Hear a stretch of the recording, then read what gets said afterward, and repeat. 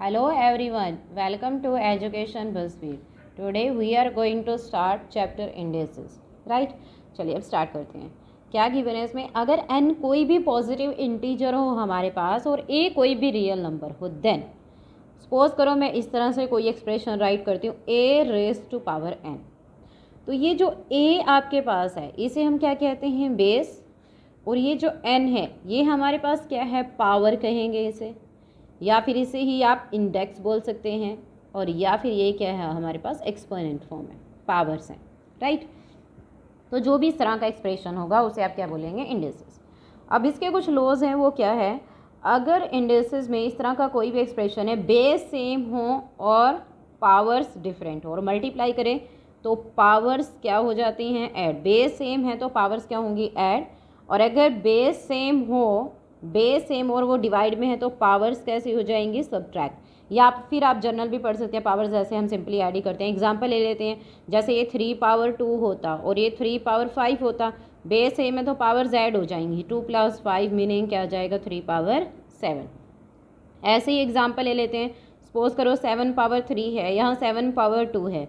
तो base same है, powers आपस में सब्ट्रैक्ट हो जाएंगे, ऊपर जाकर नेगेटिव हो गया. और 7 3 - 2 1, तो मीनिंग आंसर क्या आ गया? 7. और पावर में पावर हो अगर तो पावर्स आपस में मल्टीप्लाई. जैसे एग्जांपल ले लेते हैं, 3 पावर 2 पावर ऐसे 3 होता तो ये कितना बच जाएगा? 3 पावर 3 2 जा 6, 3 पावर 6 आ जाएगा आपके पास. राइट? तो इस तरह से अगर पावर में पावर हो तो पावर्स मल्टीप्लाई हो जाएंगी. 3 ये 2 है, 3 है, 3 2 जा 6 हो गया. राइट? नेक्स्ट इज, सपोज करो आपको इस तरह से कोई भी एक्सपोनेंट है, अगर किसी भी नंबर की पावर 0 तो हमेशा 1 होता है. फॉर एग्जाम्पल अगर आपके पास ये भी गिवन हो कि 100 है लेकिन पावर 0 आ गया तो आंसर हमेशा क्या रहेगा? 1. Any number power 0 is always written as 1. Next is a power m है पावर. अगर सपोज करो फंक्शन ऐसा है, उसको मुझे रिवर्स करना है तो ये ऐसे माइनस हो जाएगा. जब रिवर्स करते हैं तो पावर्स के साइन चेंज हो जाएंगे. जैसे माइनस का अगर इसको रिवर्स करूँगी तो ये ऐसे लिखा जाएगा. फॉर एग्जाम्पल अगर सपोज करो इस तरह से है, क्लियर? तो मुझे इसको सोल्व करना है तो इसको क्या करेंगे? पहले रिवर्स करेंगे, पावर पॉजिटिव होगी और आंसर क्या आ जाएगा? 49. और अगर सपोज करो आंसर ऐसे आ जाता तो फिर क्या करते हैं? पावर को पहले प्लस बना के तभी सोल्व कर पाएंगे आप. इसे डिवाइड में ले गए और 7 का स्क्वायर क्या आ गया? 49. राइट? तो इस तरह से कोई भी एग्जाम्पल ले सकते हैं. a पावर m/n हो तो इसको ऐसे भी लिख सकते हैं. a पावर m को अंदर ले आए, इसको ऐसे लिख दिया. फॉर एग्जाम्पल अगर ऐसे गिवन हो कि 2 पावर 3/2 है तो आप इसको कैसे लिख सकते हैं? 2 पावर 3 रेज टू पावर 1/2, 2 2 जा 4 2 जा 8, क्योंकि ये सोल्व हो जाएगा. और यहाँ 1/2 मीनिंग रूट भी कहा जा सकता है इसको. राइट? इसी तरह से नेक्स्ट है आपके पास AM BM है. अगर बेस डिफरेंट है और पावर्स सेम है तो बेस आपस में मल्टीप्लाई हो जाएंगे. क्लियर?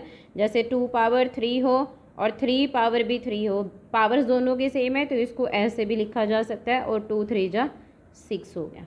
क्लियर? ऐसे ही यहाँ पर है, अगर बेस डिफरेंट है, सपोज करो यहाँ 2 पावर 3 है और यहाँ भी क्या है? 3 पावर 3 है. तो पहले इसको रेसिप्रोकल कर लेंगे हम, 3 पावर ये रिवर्स हो जाएगा और फिर इसको कैसे लिखा जा सकता है? 2 अगर इस तरह से गिवन है 2 पावर 3 3 पावर 3 तो ये क्या रहेगा? 2 पावर 3. दोनों की पावर को हम कॉमन ले लेंगे इस तरह से, और या फिर इसको पॉजिटिव बनाने के लिए आप डिवाइड में लेकर इसी तरह से ले सकते हैं, या फिर हम डायरेक्टली कर सकते हैं 2 पावर 3 3 पावर 3, दोनों की पावर को इस तरह से कॉमन लिख दीजिए. इफ़ a पावर m और b पावर m अगर आपस में इक्वल हैं तो इसका मीनिंग क्या है कि अगर पावर सेम है और इक्वालिटी में है, दिस इम्प्लाइज ये भी आपस में क्या होंगे? इक्वल होंगे. So based on these indices rules let us solve some problems. Which is larger? आपको यहाँ पर 2 वैल्यूज़ गिवन है, आपने चेक करने इनमें से कौन लार्जर है. क्लियर? सपोज करो फर्स्ट नंबर है आपके पास √5. √5 का मीनिंग क्या है? 5 रेज टू पावर 1/2. और 3√5 का मीनिंग क्या है? 5 रेज टू पावर 1/3. अब ऐसे क्वेश्चंस में हम क्या करेंगे? बेस को सिमिलर कर लेंगे. देखो यहाँ बेस क्या है? 2, यहाँ क्या है? 3. इन दोनों को अगर मुझे सिमिलर करना है तो दोनों का एलसीएम क्या आएगा? 6 आएगा. मीनिंग हम इनको 6 बना लेंगे. कैसे?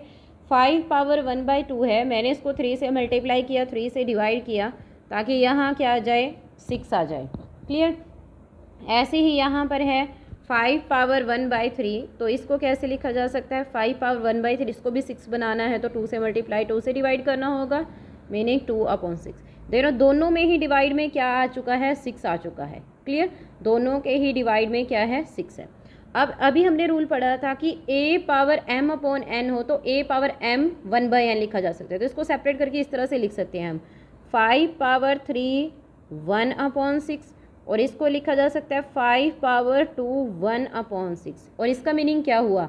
5 पावर 3 1/6 का मीनिंग 5 5 is 25, 5 is 125 का है ये 1/6 पार्ट, और यहाँ ये 5 पावर 2 1/6, 5 5 is 25 का ये 1/6 पार्ट है। ये पार्ट दोनों सेम है, लेकिन ये 1/25 का 6 पार्ट है, 25 ऑब्वियस है, ये ग्रेटर है, ये ग्रेटर है, तो इन दोनों में से कौन ग्रेटर हुआ? ये वैल्यू किसकी थी? फर्स्ट वाली वैल्यू, तो meaning √5 is greater than 3√5।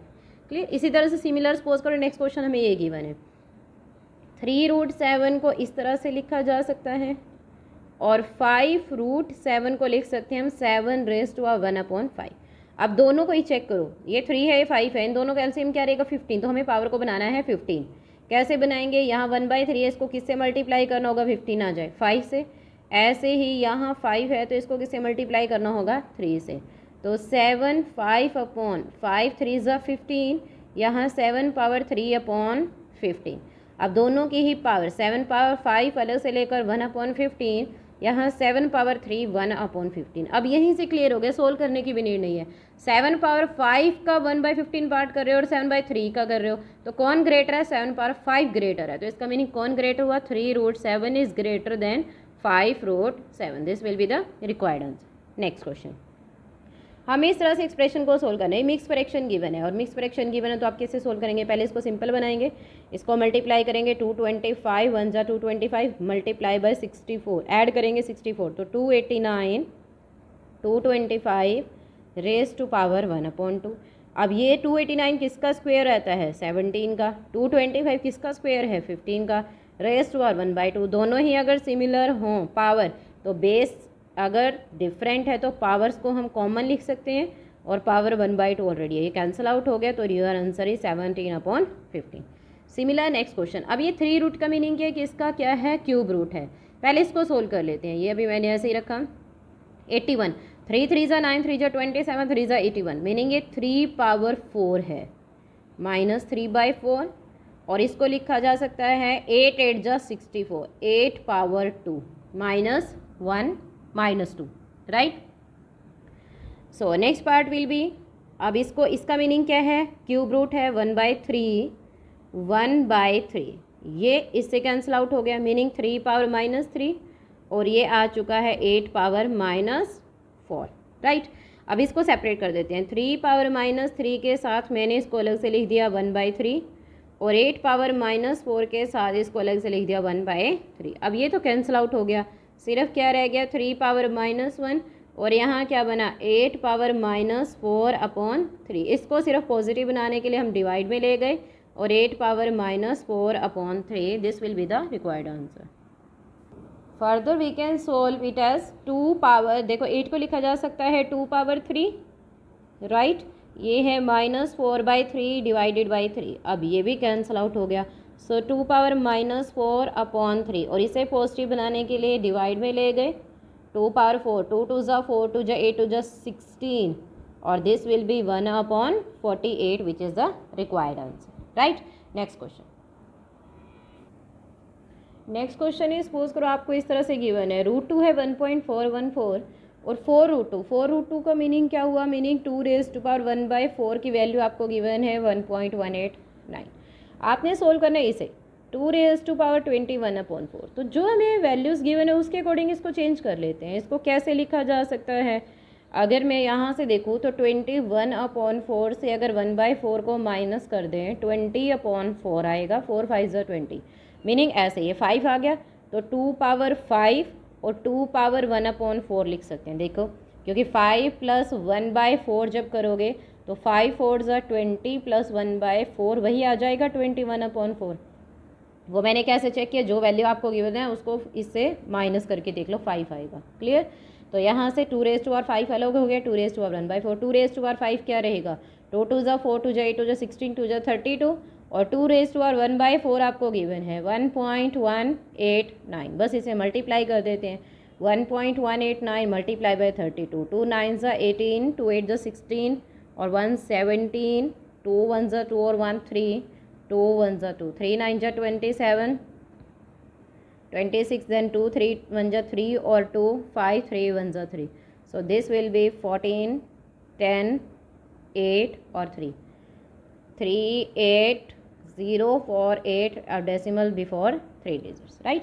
Next question, अगर इस तरह से गिवन है, अब ये देखो दोनों के बेस सेम है, तो क्या हम इसको ऐसे देखो, स्मॉलेस्ट पावर हमेशा कॉमन आ जाती है। यहाँ पे n+1 और n-1 से कौन स्मॉल है, n-1 स्मॉल है, तो इसे हम कॉमन ले सकते हैं इस तरह से।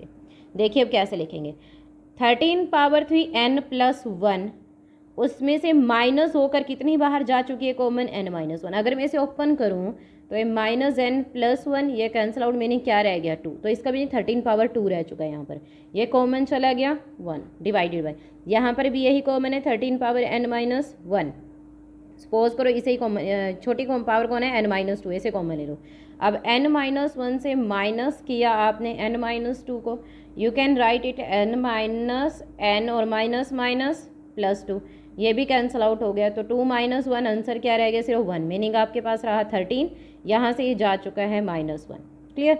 अब अगर ये सिमिलर है तो पावर सब्ट्रैक्ट हो जाती हैं, हमने अभी पढ़ा था, ये ऊपर जाएगा -10 हो गया और ये ऊपर जाकर +2 हो गया, और 13 स्क्वायर 169 -1 और 13 - 1 12, this will B A cancel out हो गया, 13 पावर 2 - 1 इज़ 1, मीनिंग 13 रह गया ओनली, इसे सब्ट्रैक्ट किया 168 डिवाइडेड बाय 12, इसे कट कर देते हैं, 4 4 ज़ा 16, 4 2 ज़ा 8, 4 3 ज़ा 12, 3 1 ज़ा 3, 3 4 ज़ा 12, 13 मल्टीप्लाई बाय 14, इसे मल्टीप्लाई कर देते हैं,